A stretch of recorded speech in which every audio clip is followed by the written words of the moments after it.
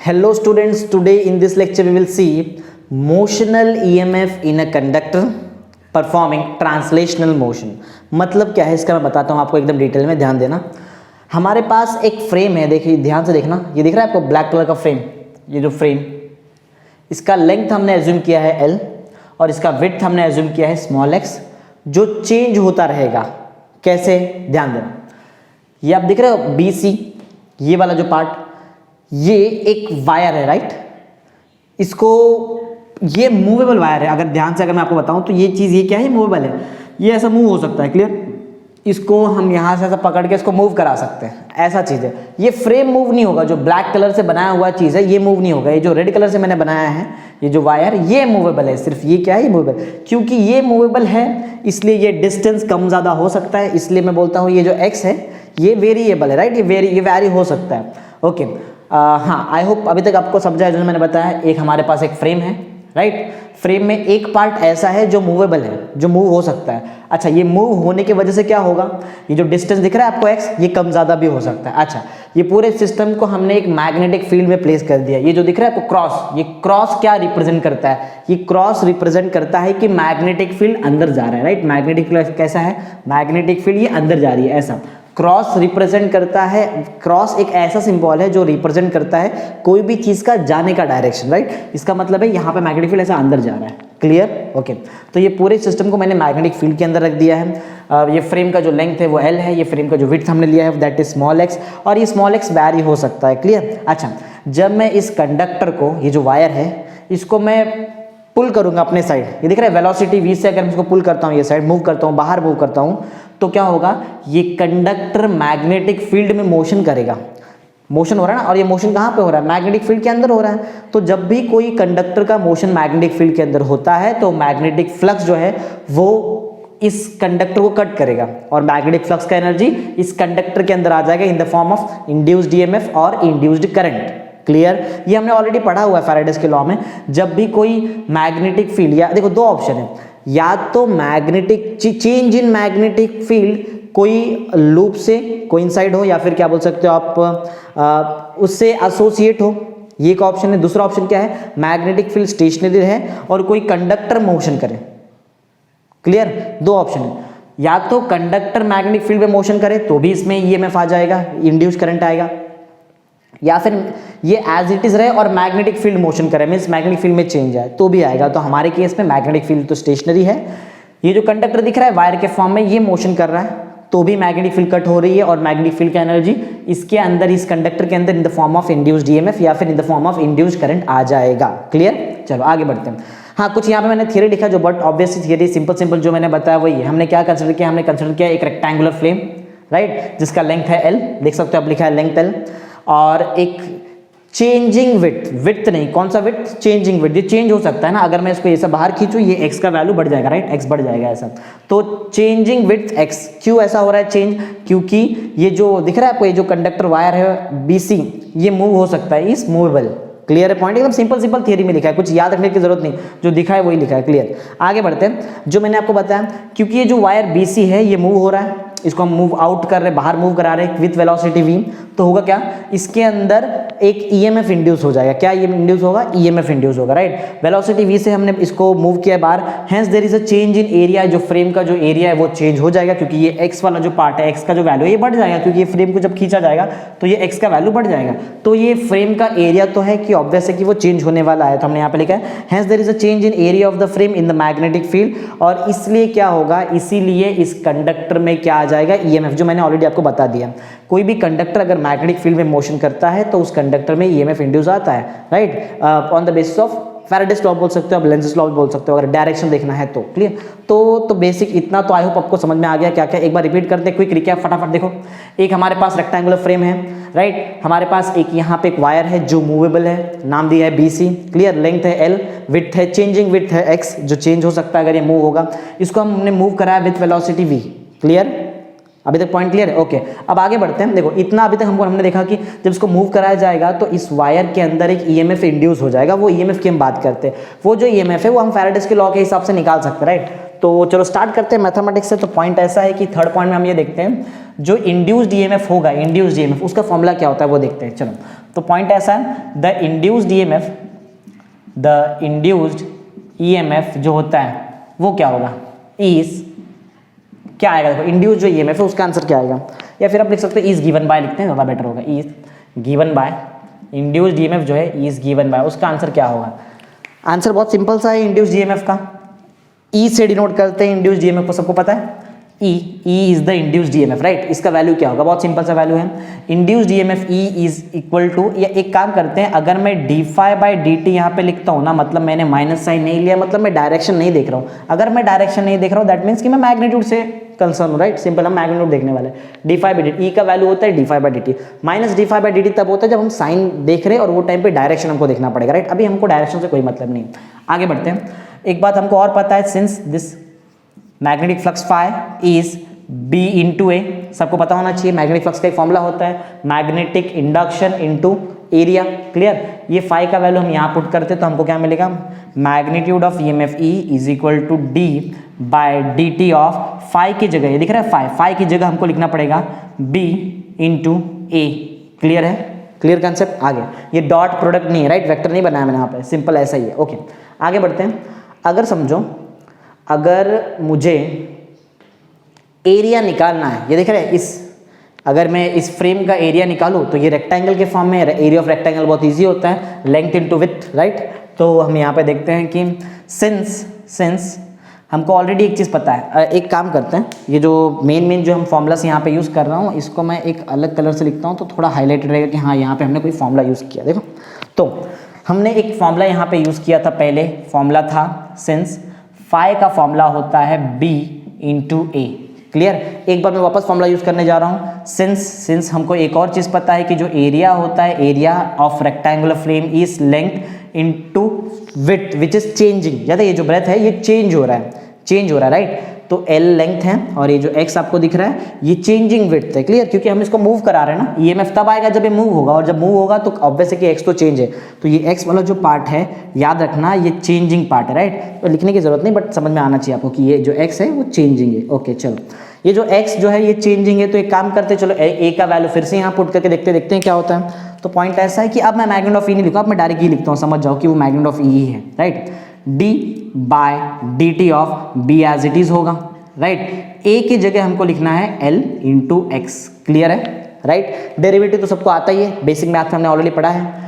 Derivative कैसे निकाला जाता है, बहुत इजी है, जो भी चीज कांस्टेंट होता है उसको डेरिवेटिव के बाहर ले लेंगे। देखो बी मैग्नेटिक फील्ड का जो स्ट्रेंथ है, ये अंदर जो जा रहा है मैग्नेटिक फील्ड, ये तो कांस्टेंट है, मैंने बताया नहीं कि ये चेंज क्या हो रहा है, हम तो कंडक्टर को मूव करा रहे हैं, मैग्नेटिक फील्ड तो स्टेशनरी है, राइट, अंदर जा रही है मैग्नेटिक फील्ड, तो ये तो कांस्टेंट है, बी जो है वो कांस्टेंट है। एल चेक करो, क्या ये एल वाला लेंथ चेंज होगा, बिल्कुल भी नहीं चेंज होगा। इसको पकड़ो वायर को, ये अंदर खींचो तो भी लेंथ एल ही रहेगा, राइट। अगर आप बाहर खींचोगे तो भी लेंथ एल ही आने वाला है, एल चेंज नहीं होगा, क्या चेंज होगा, एक्स चेंज होगा, जब उसको खींचेंगे तो एक्स चेंजिंग, राइट। तो डेरिवेटिव के अंदर सिर्फ वही पैरामीटर रह सकता है जो चेंज होता है, बाकी सबको हम बाहर लेंगे। बी कांस्टेंट है, बाहर आ जाएगा, एल कांस्टेंट है, ये भी बाहर आ जाएगा, एक्स चेंज हो रहा है, दिख रहा है एक्स चेंज हो रहा है, तो एक्स को हम एज इट इज रखेंगे। So the value of E will be equal to B into L into D X by D T. देखो ये तो बेसिक्स फिजिक्स में हमने ऑलरेडी पढ़ा है, rate of change of distance, right. या फिर आप ये अभी तो हमारे लिए एक्स जो है वो एज अ डिस्प्लेसमेंट भी आप इसको ले सकते हो, कोई प्रॉब्लम नहीं, इसको आप डिस्प्लेसमेंट ले सकते हो। स्ट्रेट लाइन में डिस्टेंस और डिस्प्लेसमेंट सेम होता है ना, डिस्टेंस डिस्प्लेसमेंट, अगर स्ट्रेट लाइन में मोशन हो तो सेम बात होती है। तो rate of change of displacement को तो हम वेलोसिटी बोलते हैं, जिस वेलोसिटी से मैंने इसको खींचा था ऐसा बाहर, क्लियर। तो dx बाई डी टी को मैं लिख सकता हूँ, क्या लिख सकता हूँ, v लिख सकता हूँ। तो e का जो मुझे आंसर मिल रहा है that is b l into V. समझ लो ये b क्या है, b is the magnetic field induction आप बोल सकते हो, मैग्नेटिक फ्लक्स डेंसिटी बोल सकते हो, राइट। मैग्नेटिक फील्ड बोल जाता है इसको कभी कभी। l तो लेंथ है, आप देख सकते हो फ्रेम का लेंथ। v क्या है, v वो वाला वेलोसिटी है जिससे हम इस फ्रेम को खींच रहे हैं यहाँ पे, क्लियर। तो हमने क्या निकाला है, हमने यहाँ पे एक ऐसा फॉर्मूला बनाया है जो हमको बताता है इंड्यूस्ड ईएमएफ। ये हमको क्या आंसर देगा, किसका आंसर देगा, induced EMF in the wire BC में जो ये जो वायर है इसके अंदर जो ईएमएफ आएगा वो वैल्यू ये है BLV, क्लियर। चलो एक काम करते हैं, यही चीज मैं एक और तरीके से डिराइव कर सकता हूँ, ये जो देख रहे हैं आप BLV, इसी को मैं एक और तरीके से डिराइव कर सकता हूँ। कैसे करते हैं चलो देखते हैं वो भी। तो पॉइंट नंबर 4 में मैं एक और तरीके से इसी चीज़ को डिराइव कर सकता हूँ। ध्यान देना, मतलब मैं फॉर्मूला यही बनाऊंगा BLV, लेकिन एक अलग तरीके से हम बनाएंगे, वो भी देखते हैं, बहुत इंपॉर्टेंट वो भी होता है। तो चलो, तो एक और तरीके से हम अब यही E = BLV बनाने वाले हैं, और वो भी बहुत ईजी है, ज़्यादा हार्ड नहीं है। चलो, तो ये पार्टीशन रेडी, और यहाँ पे हम फटाफट स्टार्ट करते हैं। और E का एक और फॉर्मूला, ऐसा ही सेम फॉर्मूला लेकिन अलग तरीके से बनाते हैं। देखो, इतना एक बात बताऊँ, EMF इंड्यूस हो चुका है, करंट इंड्यूस हो गया है, तो चार्ज जो है वो मोशन में आ जाएंगे, राइट। जो चार्ज है वो मोशन में आ जाएंगे। तो हम एक ऐसा एज्यूम करते हैं कि जब भी चार्ज मोशन में आएंगे तभी भी तो मैग्नेटिक फील्ड प्रेजेंट है। क्लियर ना? एक बार फिर से ध्यान देना, ये कंडक्टर का हमने मोशन कराया, इसलिए इसके अंदर एक EMF आ गया है, इंड्यूस्ड EMF से इंड्यूस्ड करंट आ जाएगा, और इंड्यूस्ड एक बार करंट आ गया तो अंदर जो भी चार्जेस है वो मूव होने लगे, क्योंकि करंट होता क्या है, rate of flow of charge होता है, राइट। तो जो चार्जेस है वो मूव करने लगेंगे, राइट। जब भी कोई चार्ज मूव करेगा, अब वो चार्ज मूव कर रहा है मैग्नेटिक फील्ड के अंदर, क्योंकि ये कंडक्टर अभी भी मैग्नेटिक फील्ड के अंदर है। क्लियर ना? तो अगर कोई चार्ज मैग्नेटिक फील्ड के अंदर मूव होता है तो उस चार्ज पे लोरेंट्ज़ फोर्स एक्ट होता है। कौन सा फोर्स एक्ट होता है? Lorentz force, right. तो अब यहाँ पे मैं जो स्टार्ट करूंगा वैसे स्टार्ट करूंगा, क्योंकि जो चार्ज है वो मूव हो रहा है मैग्नेटिक फील्ड के अंदर। हाँ, एक बात समझ लो, वो जो चार्ज है वो किसका चार्ज है? वो इस कंडक्टर का चार्ज है, मीन्स वायर का charge, right. The charge in the wire is moving in, या फिर आप बोल सकते हो in the external magnetic field भी, hence Lorentz force acts on the charge. तो सिंपल है, इतना बताने के साथ डीप में जरूरत नहीं, सिंपल हम इतना बताएंगे, ये जो कंडक्टर है इस पे जो चार्ज होगा Q, वो अब मोशन करेगा, क्योंकि करंट आ गया, इंड्यूस करंट, और मोशन जब करेगा तो मैग्नेटिक फील्ड के प्रेजेंस में मोशन करेगा, तो मैग्नेटिक फील्ड तो उस पर फोर्स एग्जर्ट करने ही वाला है। क्लियर? तो पॉइंट ऐसा है कि the charge in the wire, जो चार्ज है ना वायर के अंदर, उसमें कौन सा फोर्स एक्ट होने वाला है? उस पे लोरेंट्ज़ फोर्स एक्ट होगा, राइट। The charge in the wire, जो चार्ज है, the charge in the wire में जो चार्ज है, is acted by Lorentz force. कौन सा फोर्स? लोरेंट्ज़ फोर्स एक्ट होगा, राइट। अच्छा, लोरेंट्ज़ फोर्स होता क्या है? बहुत ईजी है। जो लोरेंट्ज़ फोर्स चार्ज पे एक्ट होगा, Q वाले चार्ज पे जो लोरेंट्ज़ फोर्स एक्ट होगा, वो बताना उसका फॉर्मूला, राइट। लोरेंट्ज़ फोर्स बहुत इंपॉर्टेंट चीज़ है, ऑलरेडी 11 में पढ़ा हुआ चीज़ है, लेकिन आना चाहिए अभी भी।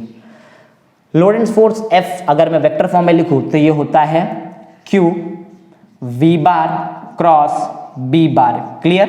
ये है लोरेंट्ज़ फोर्स का फॉर्मूला इन वेक्टर फॉर्म। अगर मुझे इसको मैग्नीट्यूड में लिखना तो भी बहुत ईजी है, क्रॉस हटाओ, साइन थीटा लेकर आओ, तो यही तो अगर मैं मैग्नीट्यूड के फॉर्म में लिखूँ तो F का फॉर्मूला होगा Q एज इट इज होगा, V एज इट इज होगा, B एज इट इज होगा, और यहाँ पे आएगा sine theta, where theta is the angle between V bar and B bar. Clear है? जिसके बीच में क्रॉस प्रोडक्ट है उसका ही एंगल होगा, राइट, उसके बीच का ही एंगल होगा। ओके, तो ये मैंने F का आंसर निकाल दिया। चलो अब सबसे मेन चीज़ पे आते हैं। सबसे मेन चीज़ ऐसा है कि ये फोर्थ पॉइंट में जो भी हम यहाँ पे काम करने वाले, इसके अंदर हम कुछ सब पॉइंट्स लेते हैं, राइट। इसके अंदर हम कुछ सब पॉइंट्स लेते हैं। अब अगर मैं समझो ये जो फोर्थ पॉइंट हमने स्टार्ट किया था, ये फोर्थ पॉइंट के अंदर मैंने ये फर्स्ट वाला सब पॉइंट लिया, राइट। एक सेकेंड सब पॉइंट लेते हैं। फोर्स तो मैंने निकाल दिया, अच्छा, लेकिन हमारा काम फोर्स पे नहीं है, हमको E लेकर आना है, E, राइट, EMF। तो EMF जो इंड्यूस्ड होगा due to moving charge Q, वो लिखते, right. The formula for EMF, जो फॉर्मूला होता है EMF के लिए, फॉर्मूला फॉर EMF इज, जो EMF के लिए जो फॉर्मूला होता है वो फॉर्मूला बता रहा हूं मैं आपको। E = होता है work done by charge. Charge जो वर्क डन करेगा वही होता है EMF ना, वर्क डन बाय चार्ज। अच्छा, वर्क डन लेकिन हमारे पास नहीं है, कोई बात नहीं, वर्क डन का हमारे पास फॉर्मूला है। एक और चीज़ हमको पता है कि जो वर्क डन है इसका फॉर्मूला होता है फोर्स इनटू डिस्प्लेसमेंट, और हमारे पास ऑलरेडी फोर्स है, देखो वहाँ पे। क्लियर ना?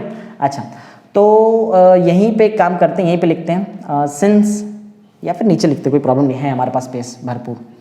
तो यहाँ पे पॉइंट ऐसा है कि हमने E का आंसर निकाल दिया है W/Q, ये हमको पता है। एक चीज़ हमको और पता है कि जो वर्क डन होता है, वर्क डन का फॉर्मूला क्या होता है? Force into displacement. अच्छा, चार्ज का कितना डिस्प्लेसमेंट, और वो पहले सुनो, करंट जहाँ फ्लो होगा वहीं पे चार्ज का डिस्प्लेसमेंट होगा, करंट फ्लो होता है इस रेड वाले वायर में, दिख रहा है आपको रेड वाले वायर में, तो करंट फ्लो होगा तो charge motion max to max कहां से कहां तक कर सकता है, यहां से यहां तक कर सकता है, मींस एल के अलोंग उसका डिस्प्लेसमेंट होगा और इससे ज्यादा एल से ज्यादा डिस्प्लेसमेंट हो ही नहीं सकता है।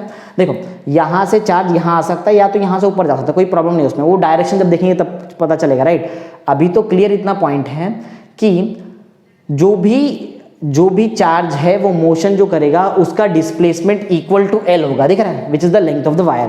तो जो डिस्प्लेसमेंट होगा वो होगा वर्क डन का जो फॉर्मूला है that is force into displacement, L, clear, displacement L होने वाला है। अच्छा फोर्स का भी तो आंसर हमारे पास ऑलरेडी अवेलेबल है, ये फोर्स का वैल्यू यहाँ पुट कर लो, इसको चाहिए तो कोई इक्वेशन ले लो। चलो हम इसको इक्वेशन लेते हैं, इक्वेशन 1, राइट, इसको हम इक्वेशन 1 लेते हैं। तो फ्रॉम इक्वेशन 1 यूज करके यहाँ पे पुट करेंगे एफ के जगह हम एफ का वैल्यू पुट करेंगे, so we will get W equal to F का जो वैल्यू है that is Q B B sine theta, ये सिर्फ एफ का वैल्यू, राइट। अभी एल बचा हुआ है, एल को लिखना पड़ेगा आपको, ये एल। तो ये निकाला क्या हमने, ये हमने वर्क डन निकाल लिया, ये हमने क्या निकाला, वर्क डन। क्यों निकाला, जरूरत है हमको ईएमएफ निकालने के लिए वर्क डन निकालना पड़ता है, तो वर्क डन निकाल लिया। अब बस काम क्या है, ये वर्क डन को लाके यहाँ पुट कर दो। चलो इसको भी कोई इक्वेशन ले लेते हैं, let's consider this as equation number 2, तो इक्वेशन 2 में लाके पुट कर देते हैं, राइट। तो पॉइंट ऐसा है कि फ्रॉम इक्वेशन 2 में मैं ये वर्क डन का वैल्यू पुट करता हूं, तो मुझे जो वैल्यू मिलेगा E will be equal to what is the value of W, value of W is Q V B sine theta into L the whole upon Q, clear है।